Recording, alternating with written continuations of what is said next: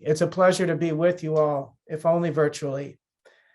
The well-known Buddhist author and teacher Pema Chodron offers us this in her book, When Things Fall Apart. I used to have a sign pinned to my wall that read, "Only to the extent that we expose ourselves over and over to annihilation can that which is indestructible be found in us." It was all about letting go of everything. I invite you to think about 4 or 5 things that make you who you are, that if anybody's going to know you at all, they're going to know these 4 or 5 things about you, that you're a gifted athlete, you're a talented artist, you're passionate about politics or your faith community, you're a devoted parent or grandparent. Perhaps you're known for your beautiful physique and your great head of hair. That would be me. Imagine none of that is true anymore. We're not in the same way. Who would you even be then? Is there an essential you who dwells beneath all of those labels with which we would identify, under all those hats we might wear? What's more, is he or she worthy of love? Is he or she capable of giving love? As painful as it may be to entertain those questions, they do reflect a most profound spiritual journey through loss, toward essence, if you will, that which is indestructible. It's a journey that so many cancer patients must take in a compressed, accelerated kind of fashion, watching piece by piece of one's identity slowly slip away. If I'm no longer the super mom who never misses a soccer game or a birthday party, who would I even be then? Would I even still be the mom? Life affords us each that guarantee. We will all lose everything. Everything that we are, everything that we have, everything that we love. How do we make peace with that? Is it even possible? I sometimes wonder if one measure of living a successful life lies within our capacity to come to peace with the inevitability of loss. And what's more, might that peace even be seen as a kind of gift, giving us a glimpse every now and then of that which is indestructible. The Buddhists would caution us to be well practiced at letting go, that hanging on, grasping, clinging are sure pathways to suffering. As an illustration, we only need look at how so many of us have been coping with this unfolding pandemic. How long is this going to go on? When can we get back to normal? I just want my old life back. I am an ardent swimmer. I swim every day. And I remember last year, March 16th, 2020, when my gym announced that because of the virus, they would be closing for up to 2 weeks. 2 weeks? I can't live without the gym for 2 weeks. Oh, yeah? Just wait. I hear similar sentiments sometimes from newly diagnosed cancer patients. Can't we just go back to the way things were 4 or 5 weeks ago before this ever happened? There's a kind of paradox, I think, that while, yes, holding on can lead to suffering, I find that there's also life force in it, in the yearning, in the longing, in the striving. Chemo infusion clinics are filled with patients who have signed up for guaranteed suffering for the possibility of more time, more life. Universities are filled with students striving for, investing in, creating a future. When we're young, the future is almost a member of the family, a character in our own biography. Look at how much attention and intention we invest in the future. It shapes almost every decision we make. As we get older, possibility diminishes right along with the future. And the past becomes a far richer member of the family. Stories, memories, stories that might soothe us and bring us peace, or stories that might just as soon haunt us. But either way, stories that offer the possibility of meaning. In the saddest irony of all, some of us will even lose those in time. How do we make peace with that? Is there any meaning to be found in everything we will lose? I am not so arrogant as to think I have any answers at all. What I have are stories, both my own and those of countless patients. I walk beside patients whom I would just as soon call my teachers. I also have a growing faith at this stage of my life that drawing closer toward any paradox and holding the possibility for two competing realities to be true at the same time might just offer a pathway to peace, if not to wisdom. April was a great gal, mid-40s, vibrant, professional wife, mom, two great kids. She had this exceedingly rare, exceedingly lethal cancer diagnosis that also happened to be horribly disfiguring. The doctors gave her that awful assessment, nothing more to be done. She greeted that news with this kind of clarity. Michael, I'm dying, I know that. It's the truth. But you know what? It's only one truth of many truths. And her openness to that statement, her willingness for it to shape the remainder of her days was truly something to behold. And there are those who cling so valiantly to those one or two aspects of their identity that without them, life simply wouldn't be worth living. That clinging actually keeps them going. There's the passionate university professor who by any reasonable measure should never have been in a classroom, given how immunocompromised she was, how weak she was. But even her oncologist understood the truth. I see that this is who you are. You're a teacher. You've got to do it. So go teach. Just be careful, okay? I remember 20 some years ago meeting a young mother in the hospital, maybe in her mid-30s, not long before she died. When I met her, she was busy writing a journal, writing letters to her then 11-year-old daughter to be read into the distant future. Oh, that's so beautiful, I said. What a lovely gesture. What a legacy.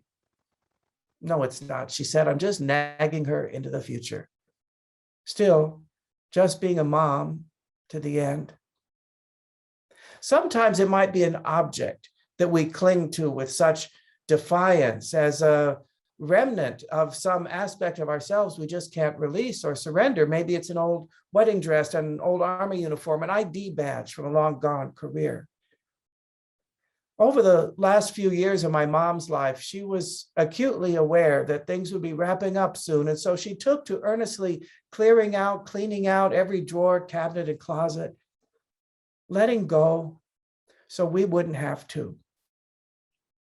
When death finally came, things had been pretty much sifted down to the bare essentials, except for boxes and boxes, acres and acres of family photos, cards, letters, a few tattered newspapers with historic headlines, JFK assassinated, that sort of thing. That last Saturday that we were packing up what was left of her life, I made a final pass through her bedroom closet, and in the darkness, high in the corner on the top shelf, I saw this old hat box. How had we missed that? I pulled it out, dusted it off, opened it up. I could not believe my eyes. I felt this searing stab of grief, of pain, but also amazement. It was the hat, this hat that had become legendary in my memory. Her Donna Reed hat, I called it, because she looked just like her when she wore it. It was a little pillbox hat covered in these tiny champagne silk leaves, each one tipped with a teeny seed pearl. She bought the hat, I remember, to go with a light blue brocade suit that she would wear to her best friend Janet's second marriage at the Desert Inn in Las Vegas, maybe 1962 or so. My mom was quite the glamorous dresser in her day. Earlier that afternoon, in fact, I'd come upon a photo of the wedding party in the original Desert Inn folder. There my mom and dad were seated at the table, looking so young, so handsome, so beautiful. And there was my mom with the hat, the only one at the table with the hat. The thing is, I also knew that under the table were the most stunning pair of pointed toe gold lame stiletto pumps. I'd always had a thing for my mom's high heels, obsessed really, surreptitiously trying them on when she wasn't around. Even I knew better than to mess with those. But here it was, the hat. She had kept it. Though we had reminisced often about those years, even about that outfit. She never let on that she kept the hat. For decades and decades and decades, after letting go, saying goodbye to everything and everyone else, she kept the hat. Why? Did she need it as some kind of touchstone, as proof that that time had been real, that that aspect of her was still true? Because that hat is still up there in the top shelf of my closet. Unwilling to surrender this last souvenir? It leaves me to wonder, what object am I going to cling to for no sensible reason, as some kind of placeholder for some version of myself I will always want to claim as my own? I don't know. What about you? David Foster Wallace says, everything I let go of has my claw marks on it. And there are those who adapt quite well to loss, adopting a new identity or a new version of the old one. I had so many wonderful conversations with Randy over the last few years of his life, mid-50s, advanced colon cancer. Not long before he died, I was walking him out of the clinic, and we're still chatting when we got out in the hallway. And up walks another patient, gingerly making her way to the entrance of the clinic. She's on a walker. Randy says, just a minute, Michael. And he goes and he holds the door for her with a big smile on his face. There you go, sweetheart. He comes back to me and he says, you see, Michael, the way I see it, that is my job now, to be kind. That's what I do. Randy's professional life had been one that was animated by intense financial pressures and competition, commercial real estate. It had all been refined, distilled now, down to that as one who shows kindness. Cancer had robbed him of so much, but it didn't take away that career opportunity. Didn't take away that place to still find meaning. Kate, in her early 60s, was diagnosed with recurrence of breast cancer, now stage 4. She was a spiritual seeker, an artist, a musician. She played cello in a local chamber orchestra. While raised an Episcopalian, she converted to Judaism much later in life, but not because of marriage or any such conventional reason, but because she said, I love the humor in Judaism. And besides, there's no hell. She also loved the questioning nature inherent in Jewish study. Although any articulation about who or what is God, how does prayer work, what happens after we die, was simply left unarticulated. It didn't matter because she connected to her spirituality in community, playing music in community, praying in community. She did not pray when she was alone. She also shared with me she'd been a survivor of childhood sexual assault, an experience that left deep wounds, to be sure, but not the least of which was a crippling fear of dying. And the essence of that fear was, what if I just disappear? There it is, ultimate loss, disappearance. I asked Kate if she'd ever had what any of us might call a peak spiritual experience. Oh, yes, she said, playing a big, lush piece of music like Handel's Messiah. I got to play that once in Cleveland, full orchestra, chorus, the works. It was transcendent to be in the center of the creation of all of that music. Kate, you just told me that your biggest fear would be that you would disappear, and yet your peak spiritual experience was one in which you disappear, if you will, into the creation of that music. It couldn't possibly have been about you and your cello in that moment. And yet without your cello, the music would not have been the same. What if dying is like that? What if the other side is like that?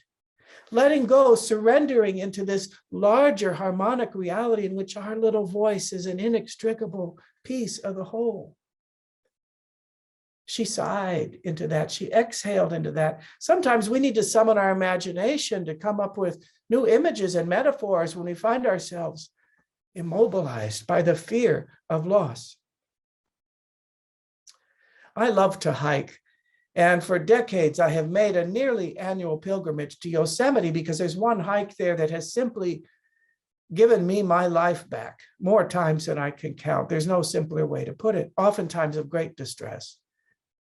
About a dozen years ago or so, I came upon such a time, complete devastation, really, a spiritual crisis, in fact, which I would define as a time of great loss. Everything I had come to believe and trust collapsed right out from under me. And at first I thought, maybe you ought to go to Yosemite, do your hike, try to transcend it, climb out of it. But it just didn't feel right. And then I thought, you've always wanted to see the Grand Canyon, hike to the bottom. You're not getting any younger. What if instead of trying to climb out of it, you climb into it, into the pain, into the earth? See what might be there for you there.